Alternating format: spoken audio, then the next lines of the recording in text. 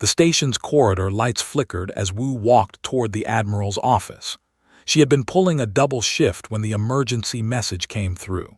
Her uniform still smelled like recycled air and machine oil from the engine room inspection she had just finished. Something big was happening, and she could feel it in her bones. Admiral stood by the window, watching the damaged ships limping back from the front lines. He turned when Wu entered, and his expression told her everything she needed to know. This wasn't going to be a normal assignment.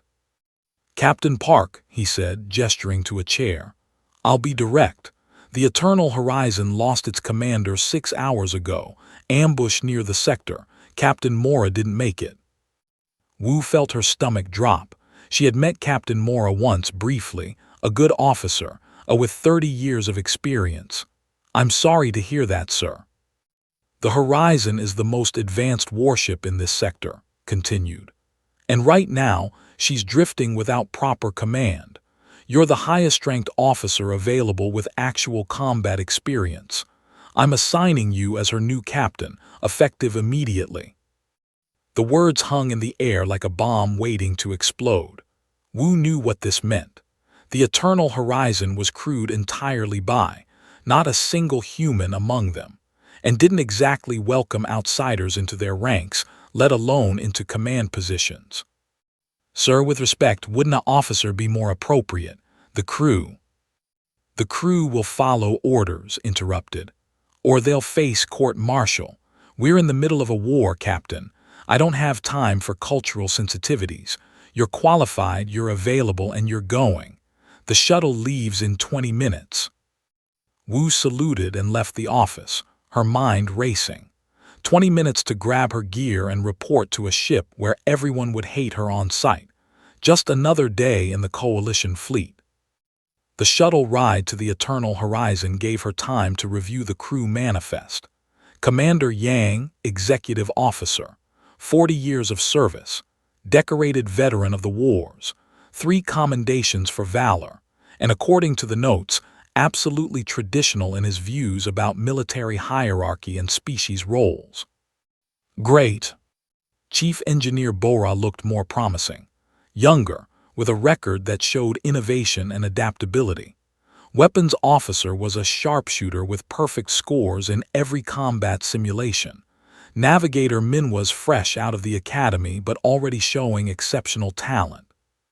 The ship herself was magnificent. As the shuttle approached, Wu could see the sleek lines of the Horizon's hull, the powerful weapons arrays, the state-of-the-art shield generators. This was a ship built for war, and she was about to take command of it. The hangar bay doors opened, and Wu's shuttle settled onto the deck. She grabbed her single duffel bag and walked down the ramp. What she saw made her pause. The entire crew was assembled. Hundreds of stood in perfect formation, their crystalline blue skin reflecting the harsh lights of the hangar. At the front stood a tall figure with arms crossed and an expression that could cut steel.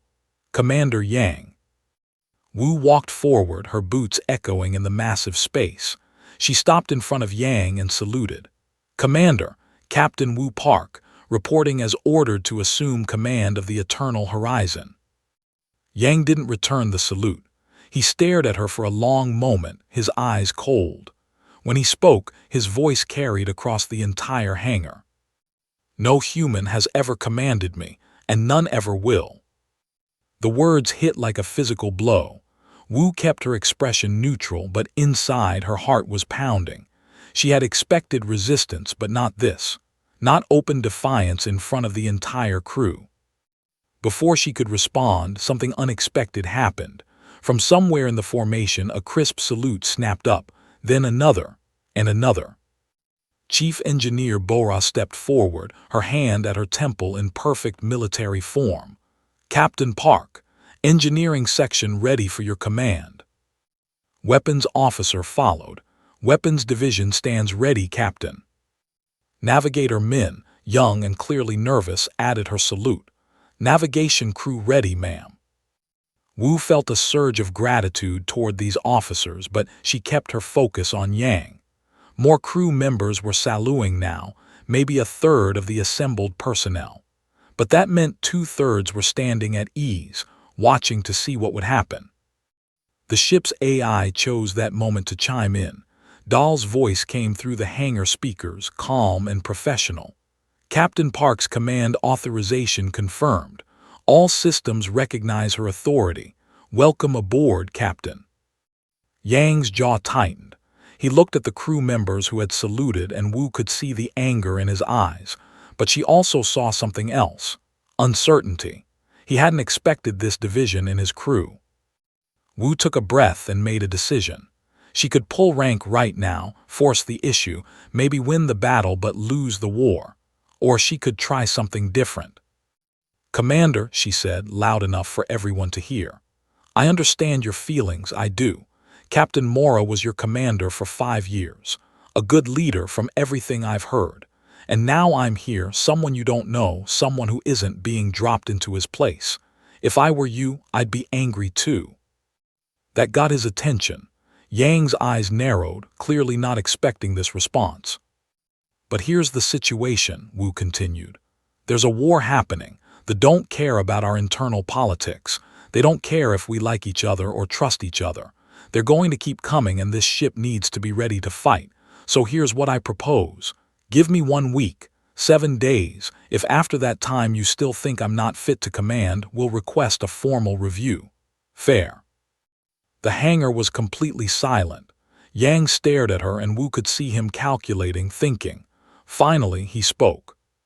1 week, but I'm watching every decision you make, human, every single one. I wouldn't expect anything less, Commander. Wu turned to address the full crew.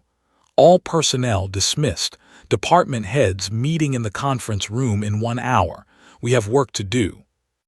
The crew began to disperse, some still watching her with suspicion, others with curiosity. Bora approached as the hangar emptied. That was well done, Captain, she said quietly. Not many would have handled that with such grace. We'll see if grace is enough, Wu replied. Right now, I need to learn everything about this ship in the next hour. Can you help? Bora smiled, the first genuine smile Wu had seen since boarding. Follow me. I'll show you what the horizon can do. As they walked toward the exit, Wu glanced back at Yang. He was still standing in the hangar, watching her leave. Their eyes met for a brief moment, and Wu saw the challenge there. 1 week. She had 1 week to prove herself to a crew that didn't want her, with an executive officer who had openly her, in the middle of a war zone. No pressure at all. Wu squared her shoulders and followed Bora into the corridor. The eternal horizon was her ship now, whether everyone accepted it or not. And she was going to make damn sure she earned that command, one decision at a time. The real work was just beginning. The conference room felt cold despite the controlled temperature. Wu sat at the head of the table, with her department heads arranged around her.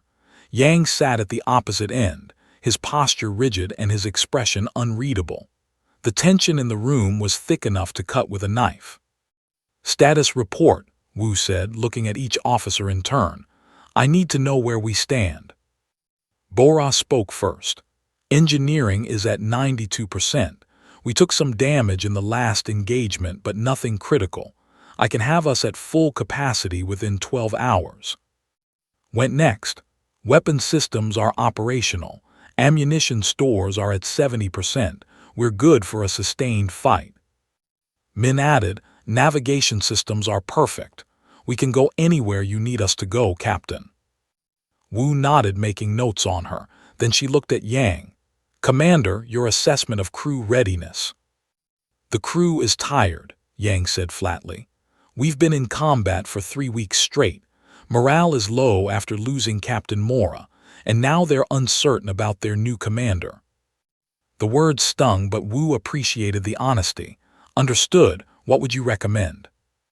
Yang seemed surprised by the question. He paused before answering.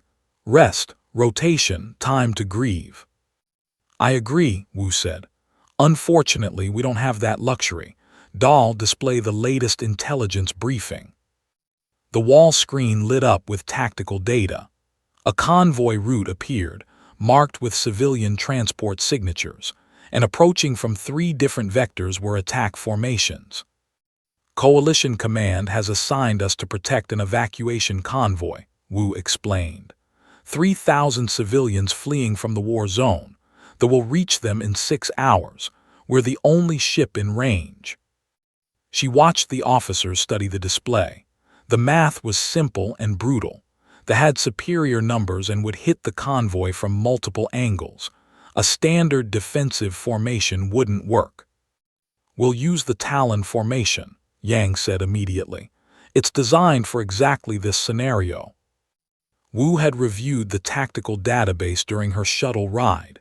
She knew the Talon formation, aggressive, honor-bound, designed to meet the enemy head-on.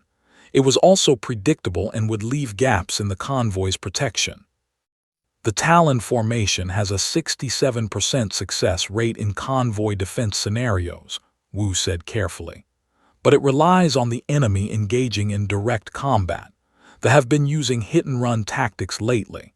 If they strike the convoy while we're committed to the formation, we'll lose ships. Yang's expression hardened. Are you questioning battle doctrine, Captain? I'm questioning whether doctrine written 20 years ago applies to an enemy that adapts, Wu replied. But I'm not dismissing your experience, Commander. Walk me through your plan. For the next 20 minutes, Yang laid out his strategy. Wu listened carefully, asking questions, probing for weaknesses. She could see the logic in his approach, but she could also see the fatal flaws. They wouldn't fight the way the Talon formation expected them to. When he finished, Wu stood and walked to the display. Here's what I'm seeing. Your formation puts us in an excellent position to destroy the first wave, but the second wave will swing wide here, using our own engagement as cover. They'll hit the convoy's flank while we're too committed to disengage. She traced the likely attack pattern on the screen. Several officers leaned forward, studying her projection. Min looked alarmed. How do you know they'll do that? Yang challenged. Because that's what I would do, Wu said. And because they used this exact pattern at the colony massacre 15 years ago. The room went quiet. Everyone in the military knew about. An entire colony lost because the defending fleet had been outmaneuvered. You were at, Bora asked softly. Wu nodded. I was 19, fresh out of the academy. They destroyed our main fleet, and I ended up in command of a damaged frigate with 200 civilians aboard. I had to evacuate 3,000 more from the surface while fighters hunted us. She pulled up another display. This is what I learned that day. They don't care about honor or direct engagement. They care about efficiency. They'll sacrifice their first wave just to position their second wave for a killing blow. Yang stared at the screen, his jaw tight. So what do you propose? A hybrid approach, Wu said. We use the Talon formation's aggressive opening, but we keep our weapons batteries in a split configuration. Half engage the first wave as expected. The other half stay ready for the flanking attack. When the second wave comes, we're already in position. She looked around the table.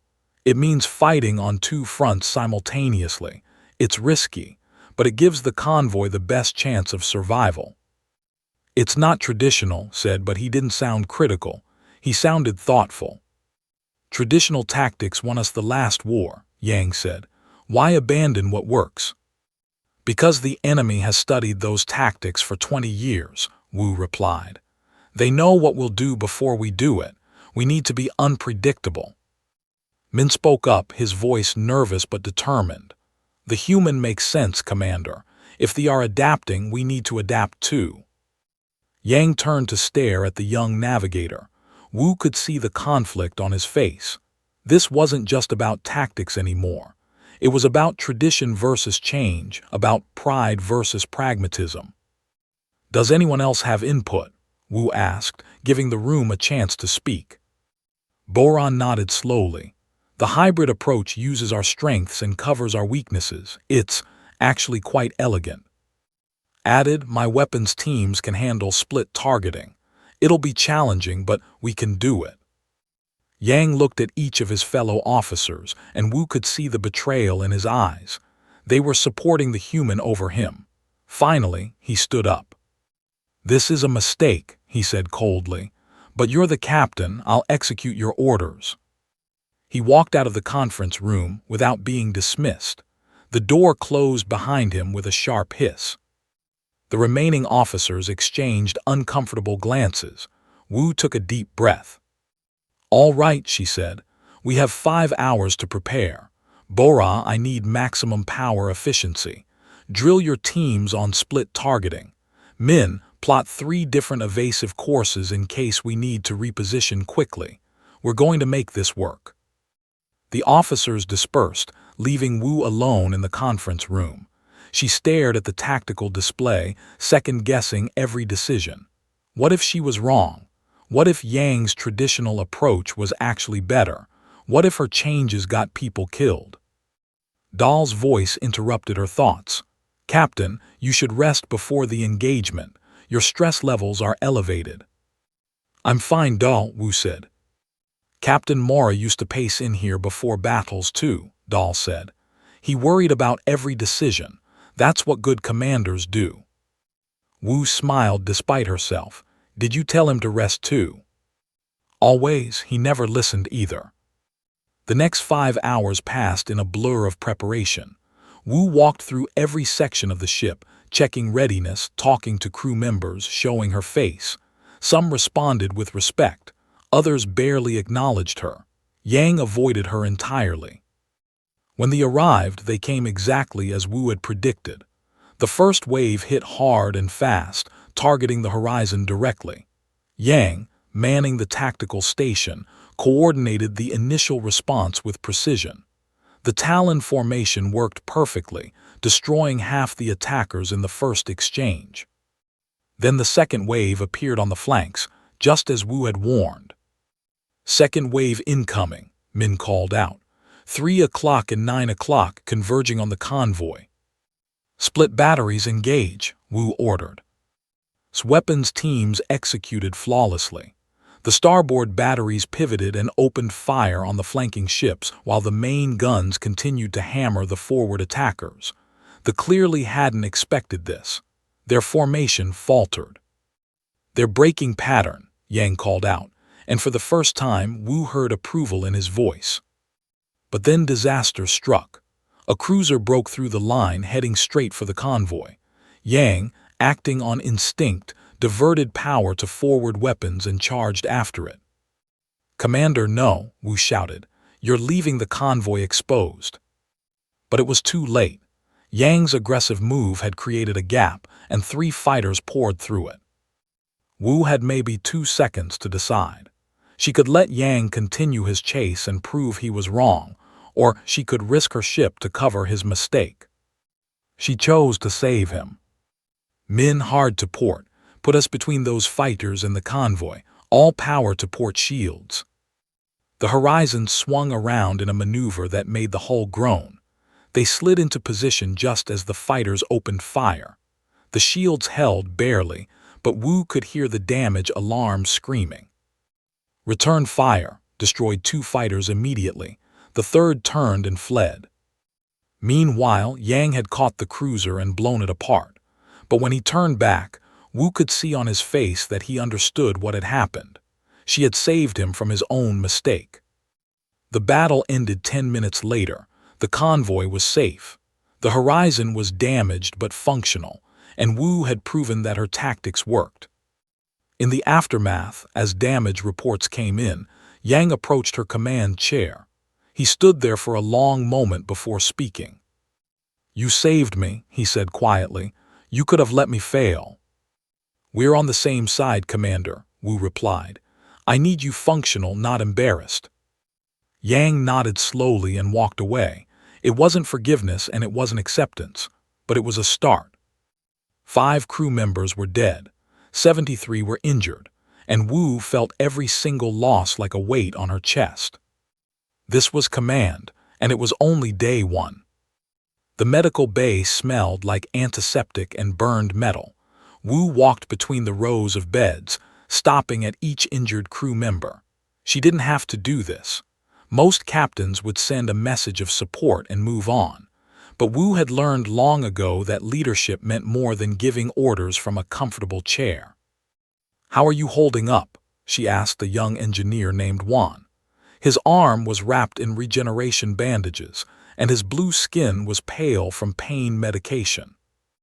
"I'll be back on duty in 3 days, Captain," he said, managing a weak smile. "The doc says I was lucky." Wu pulled up a chair and sat beside him. "I saw the damage report from your section. You kept the port shields running for an extra 90 seconds after the generators should have failed. That's why we're all still alive." Juan's eyes widened. You read individual section reports." "Every single one," Wu said. "Your work was exceptional, thank you." She stayed for a few more minutes, talking about his family, his home planet, ordinary things that had nothing to do with war.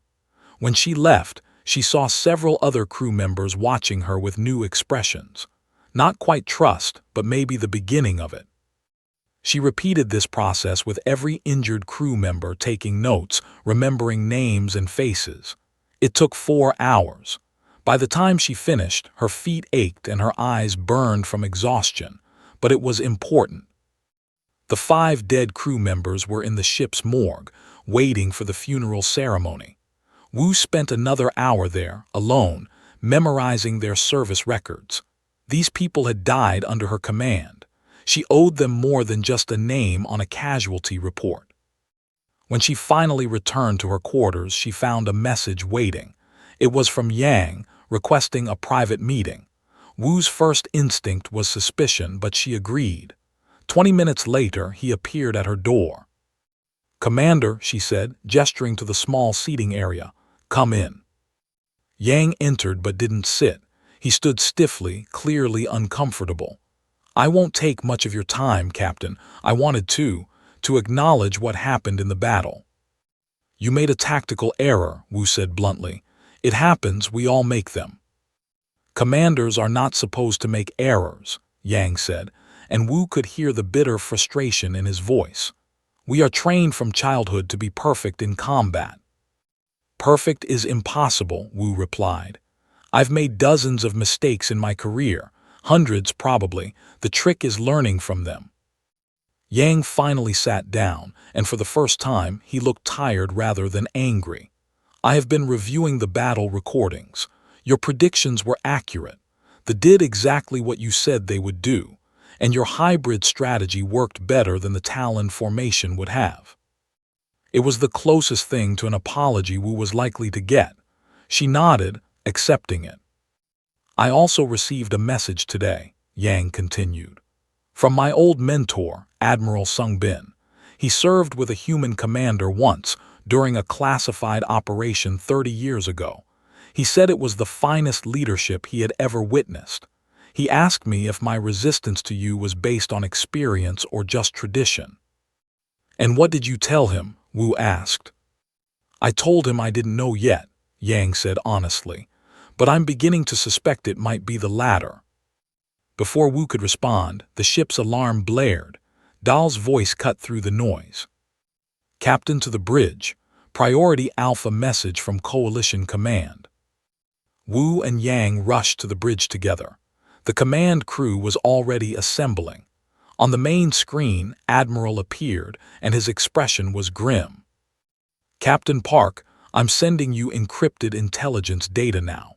The Empire is launching a major assault on They're committing their entire reserve fleet. The attack begins in 48 hours. Wu felt her stomach drop. There was the heart of the Coalition's eastern defenses. If it fell, the entire sector would collapse. "We're scrambling every available ship," continued. "The Eternal Horizon is the closest capital-class vessel. You need to get there as fast as possible." "What about repairs, sir?" Wu asked. "We're still damaged from the convoy battle." "Do what you can in transit," said. "We need you there, damaged or not. The defense fleet is already outnumbered 3-1. Without the Horizon, they don't stand a chance." The transmission ended. Wu pulled up the navigation data and felt her blood run cold. The normal route to the would take 5 days. Too late to help. But there was another route, the Shattered Expanse. No, Yang said immediately, seeing where she was looking. The Expanse is suicide for a damaged ship. We'll never make it through. The Shattered Expanse was a massive debris field left over from an ancient battle. Asteroids the size of cities tumbled through space in unpredictable patterns. Gravitational anomalies pulled ships off course. Radiation storms fried navigation systems. It was the most dangerous shortcut in known space. The Expanse cuts travel time to 30 hours, Wu said. It's the only way we reach here in time to make a difference. And if we try and fail, we arrive as a cloud of wreckage, Yang countered. Better to arrive late than not at all. Wu understood his logic. It was sound, practical, safe. But safe meant millions of civilians would die while they took the long route.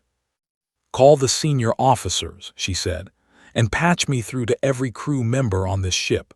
I'm not making this decision alone. 10 minutes later, every screen on the eternal horizon showed Wu's face. She stood on the bridge, visible to all 847 crew members. By now you all know about the attack on, she began. Your families. In 48 hours they will hit them with everything they have. She paused, letting that sink in. We can reach in 5 days if we take the safe route, or we can attempt the Shattered Expanse and arrive in 30 hours. The Expanse is dangerous. We're already damaged. The odds of making it through are not good.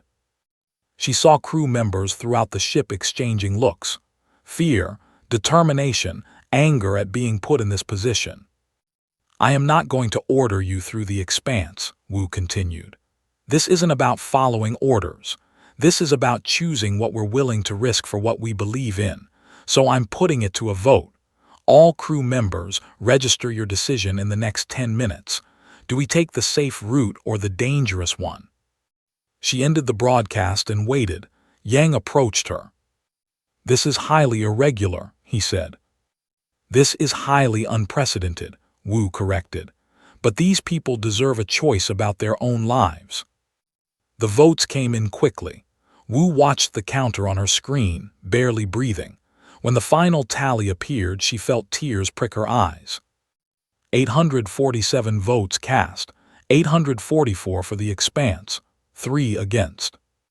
Yang stared at the results. They voted to risk death. They voted to save their families, Wu said. There's a difference. She looked at him directly. Commander, I need your vote too. Are you with us? Yang was silent for a long moment. Then he straightened his uniform and nodded. I am for. The next 6 hours were a frenzy of preparation. Bora worked miracles in engineering, patching together damaged systems with whatever materials she could find. Ran weapons drills until his teams could target in their sleep. Min studied every chart, every report, every piece of data about the Expanse. Wu walked through the ship one more time, talking to crew members, answering questions, offering what encouragement she could. In the engineering bay, she found Bora coordinating 3 repair teams at once. Do we have a chance? Wu asked her quietly. Bora smiled, tired but determined. Captain, we always have a chance, and now we have something else too. What's that? We have a commander who cares enough to ask before risking our lives. Captain Mara was a good leader, but he would have simply ordered us through the Expanse. You gave us a choice. That means something. In the crew quarters, Wu found a group of younger crew members conducting a ritual. They were sharing stories of their families, speaking the names of loved ones they were trying to save. When they saw Wu, they invited her to join. Do you have family on? A crew member named Heijin asked. No, Wu admitted. My family is all in the Sol system, but I understand what you're fighting for. Heijin handed her a cup of the ceremonial drink they were sharing. Then you fight for us and we fight for you. That's what a crew does. Wu accepted the drink and took a sip. It burned going down, but it also warmed her from the inside.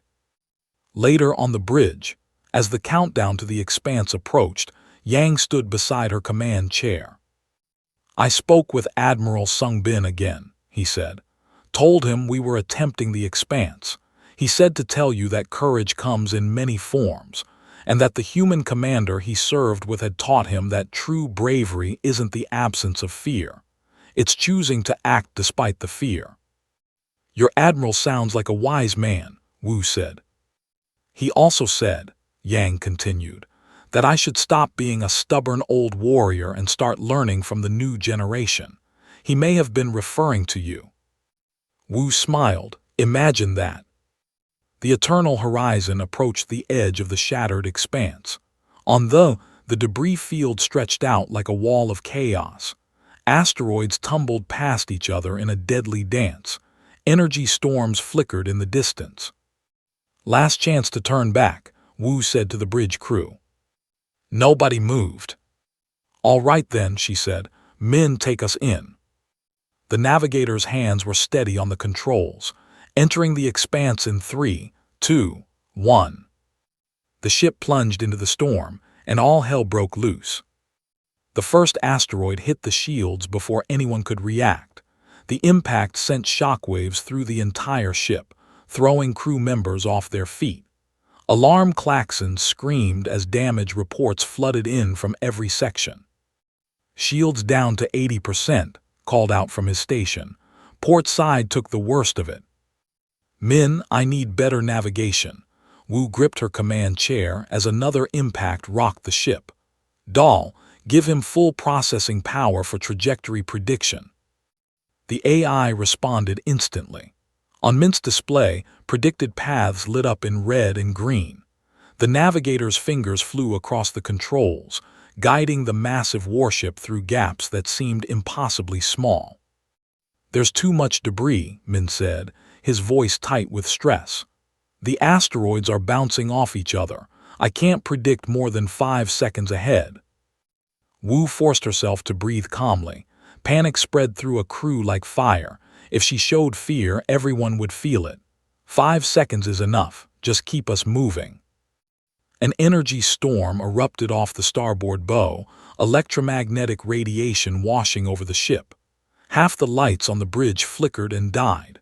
Emergency backups kicked in, bathing everything in red. "We just lost our long-range sensors," reported. "We're flying blind." "Use short-range only," Wu ordered. "Focus on what's directly in front of us. Bora status." The engineer's voice came through the comm, strained but steady. "We're holding together, Captain. Barely.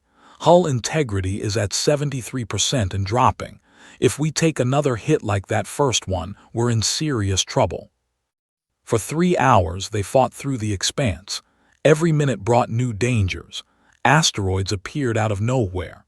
Gravitational eddies pulled them off course. Radiation bursts fried circuits and forced the engineering teams to reroute power through backup systems. Wu stood at the center of it all, making decisions faster than she could think about them. Trust Mint's instincts or override with tactical data. Divert power to shields or keep weapons online in case they needed to blast through debris. Every choice mattered. Every mistake could kill them all. Yang worked beside her, coordinating damage control teams and managing crew assignments. Somewhere during the chaos, they had fallen into an unconscious rhythm. Wu would identify a problem, and Yang would already be mobilizing a solution. He anticipated her needs before she voiced them. "Captain," Dahl said suddenly, "I'm detecting a massive gravitational anomaly ahead. 2 asteroid clusters are on a collision course. If they impact while we're between them, the debris field will tear us apart." Min pulled up the data and went pale. "Dahl's right. We have maybe 4 minutes before they collide, and we're headed straight into the gap." "Can we go around?" Wu asked. "Not in time. The asteroids are too large. They're blocking every other route."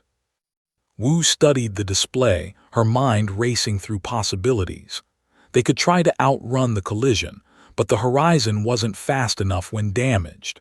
They could attempt to shoot through one of the asteroids, but their weapons weren't designed for that kind of sustained fire.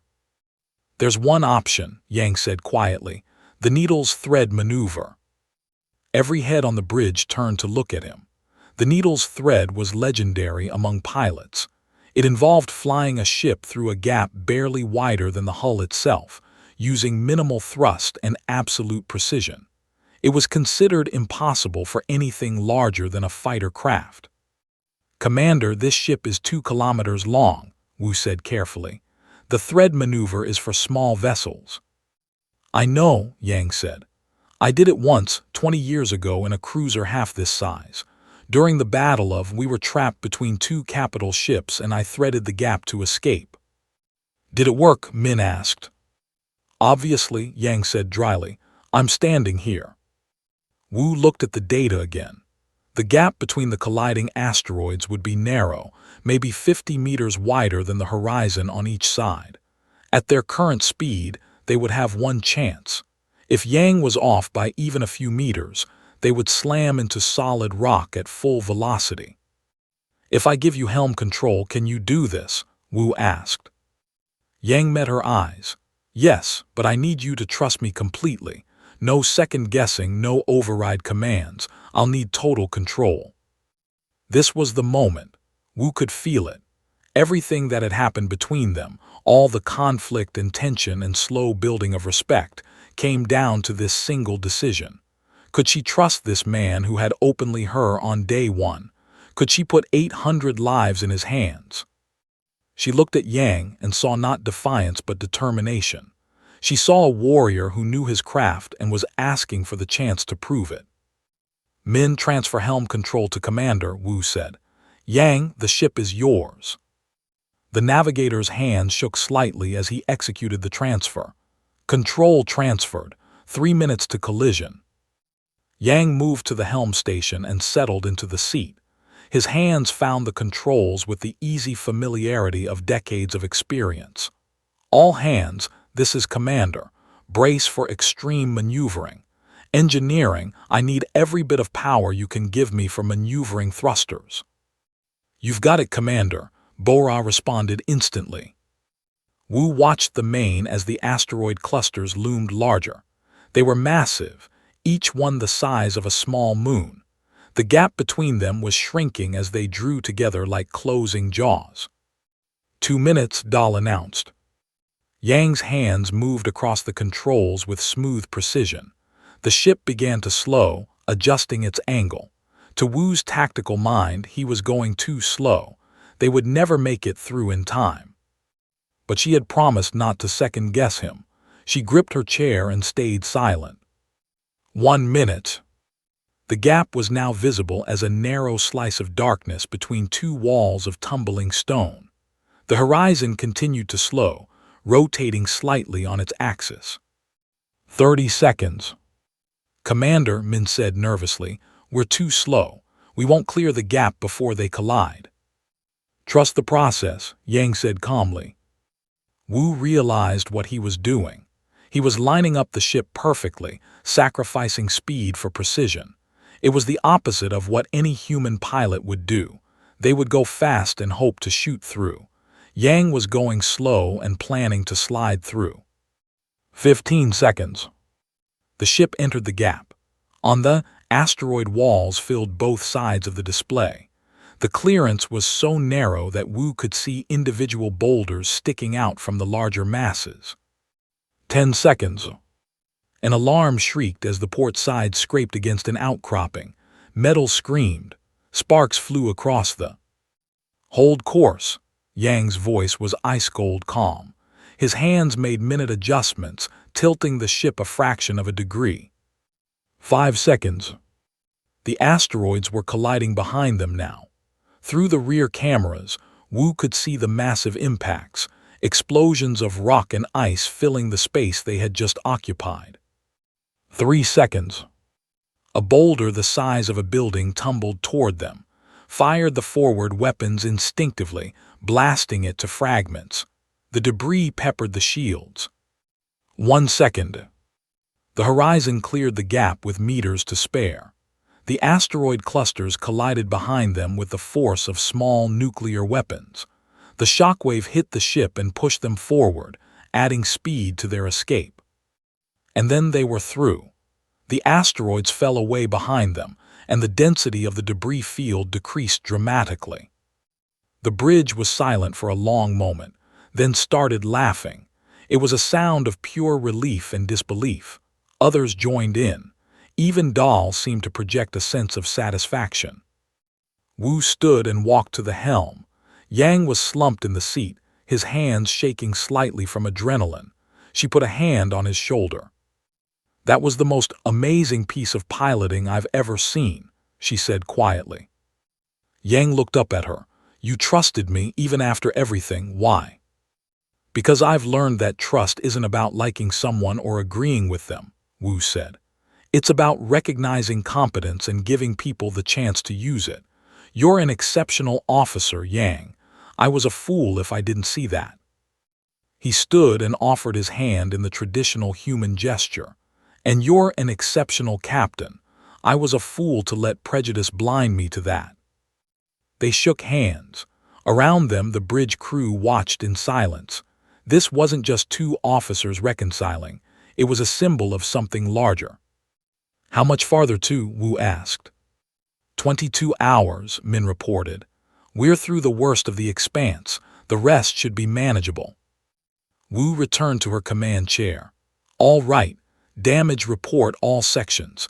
Bora, get those repair teams working. We need to be combat ready when we arrive." Over the next 20 hours, the crew transformed the Eternal Horizon from a battered wreck into a functional warship. Bora worked miracles with spare parts and improvised repairs. Weapons teams recalibrated every system. Min plotted the most efficient approach too. Wu barely slept. She moved through the ship constantly, checking progress, offering help, showing her presence. She saw the change in how crew members looked at her. The suspicion was gone. In its place was something that looked like respect. In the engineering bay, she found Heijin welding a damaged panel. The young crew member looked exhausted but determined. "My mother lives in the capital city," he said without looking up from his work.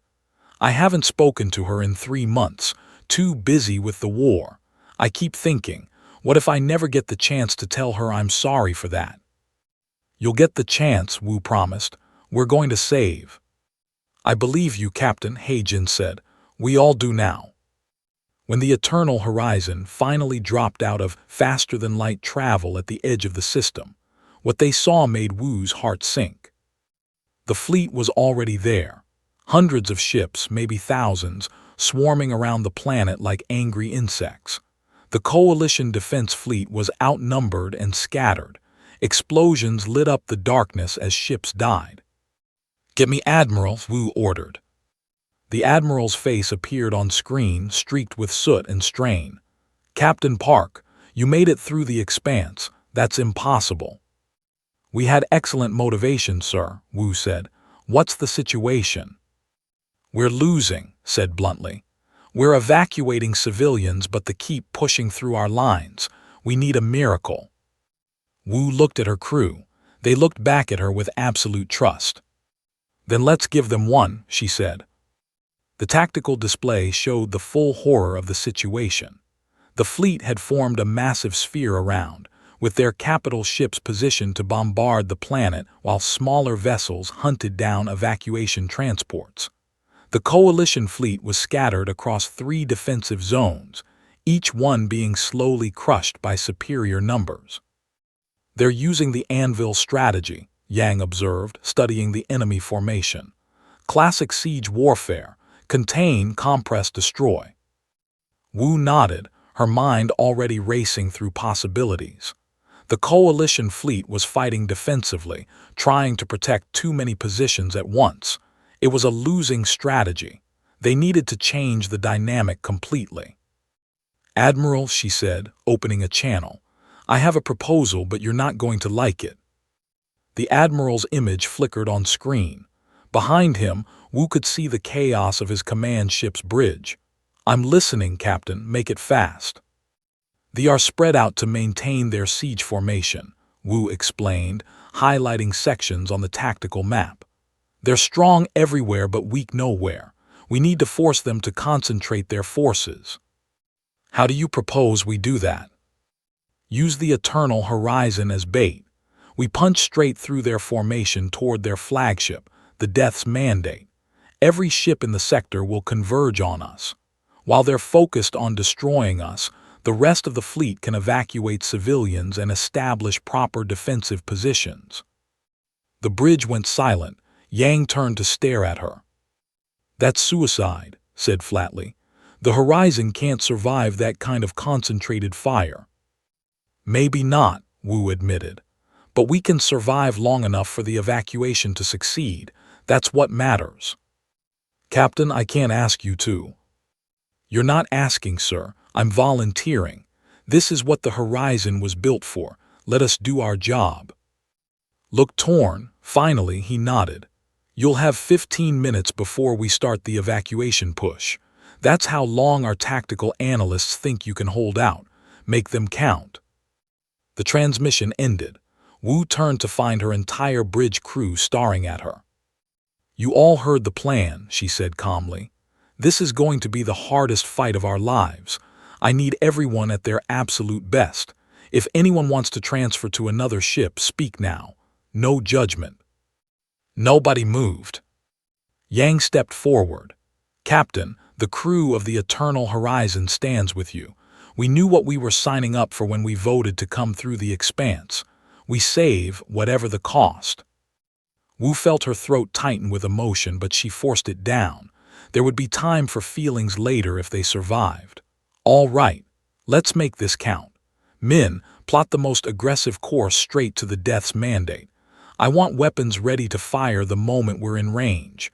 Bora, everything you've got left goes into shields and engines. What about weapons power? Bora asked.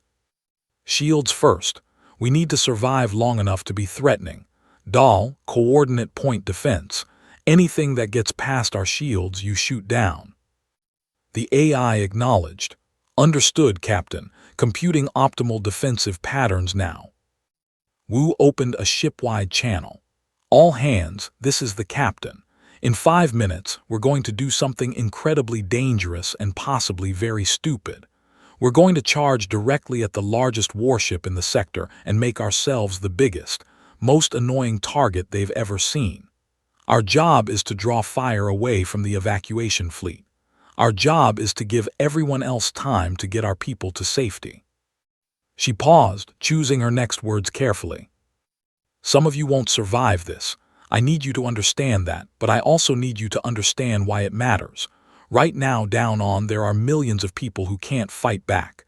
Children, elderly, civilians who never signed up for war. They're counting on us. Not because they know our names or because they'll ever thank us personally, but because this is what we do. This is what the uniform means. She could see crew members throughout the ship straightening up, gripping their stations. If we do this right, history won't remember us. They'll remember the millions we saved. And that's exactly how it should be. So let's go show what the Eternal Horizon can do. The ship erupted in a battle cry that echoed through every corridor. Wu closed the channel and looked at Yang. Any final wisdom, Commander? He smiled, a fierce expression of anticipation. In tradition, we say, may your death be worthy. But I prefer the human version. Let's not die today. I like that better too, Wu said. Men, take us in.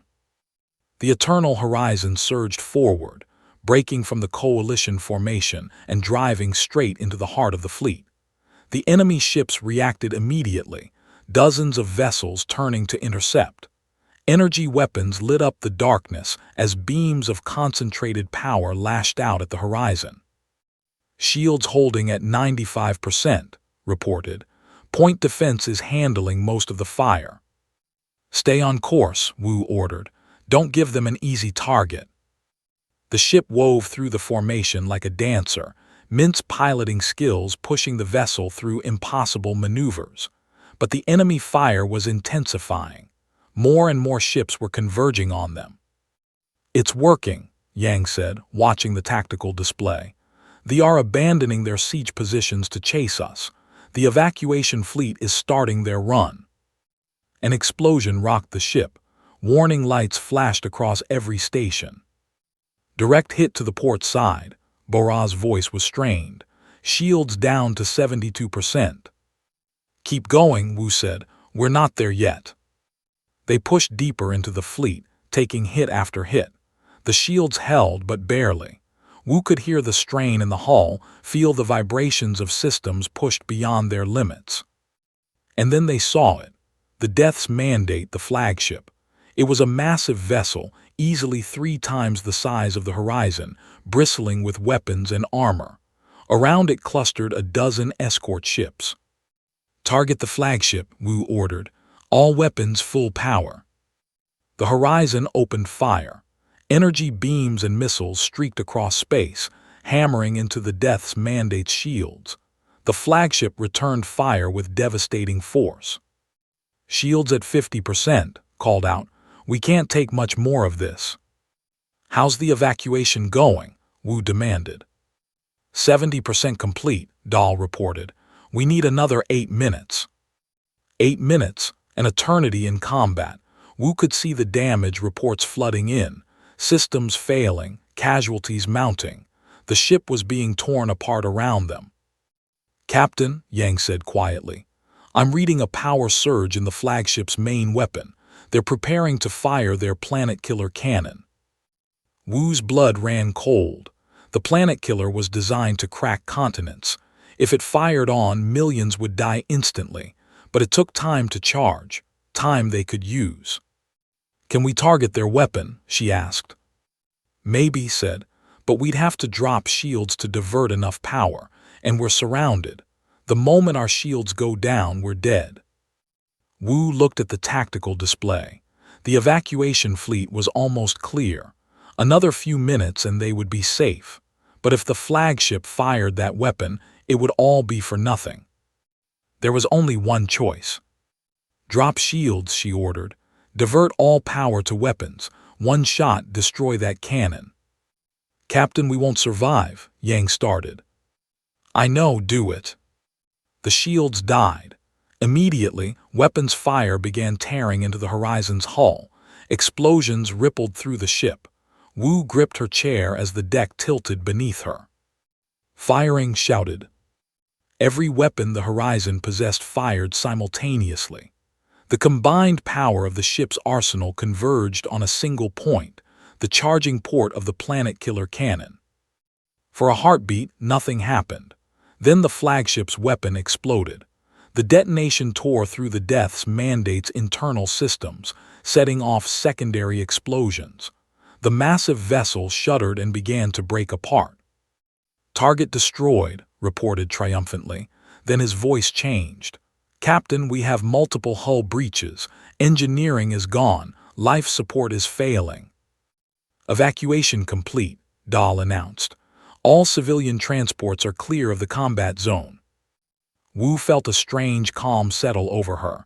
They had done it. The civilians were safe. The mission was complete. All hands abandon ship, she ordered. Get to the escape pods, that's an order. Around the bridge, her crew hesitated. Go, Wu shouted. You've done your duty, now save yourselves. Slowly, reluctantly, the bridge crew began to evacuate, all except Yang. Commander, that includes you, Wu said. With respect, Captain, I'm not leaving you here alone, Yang replied. That's not a request, it's an order. Then court-martial me later, he said calmly, if there is a later. Before Wu could respond, the fleet began to retreat. She watched in amazement as the enemy ships turned and fled, their formation broken by the loss of their flagship. They're running, she whispered. Coalition fleet is pursuing, Dahl reported. Admiral is hailing us. The Admiral's face appeared on what remained of the. His expression was a mixture of awe and concern. Captain Park, report your status. We're heavily damaged, sir, Wu said, but we're still here. You destroyed their flagship. The entire fleet is in full retreat. You did it, Captain, you saved. 3 months later, the Eternal Horizon sat in orbital dock, fully repaired and upgraded. The ship gleamed under the station lights, looking almost new. Wu stood in the hangar bay, watching the final systems checks being completed. "She's beautiful," Bora said, approaching from behind. "Better than new, actually. I added some improvements." "I'm sure you did," Wu said with a smile. The engineer had survived the battle with minor injuries and had insisted on personally overseeing every aspect of the repairs. The ceremony was scheduled to begin in an hour. Admiral would officially confirm Wu as permanent captain of the Horizon, with Yang as her executive officer.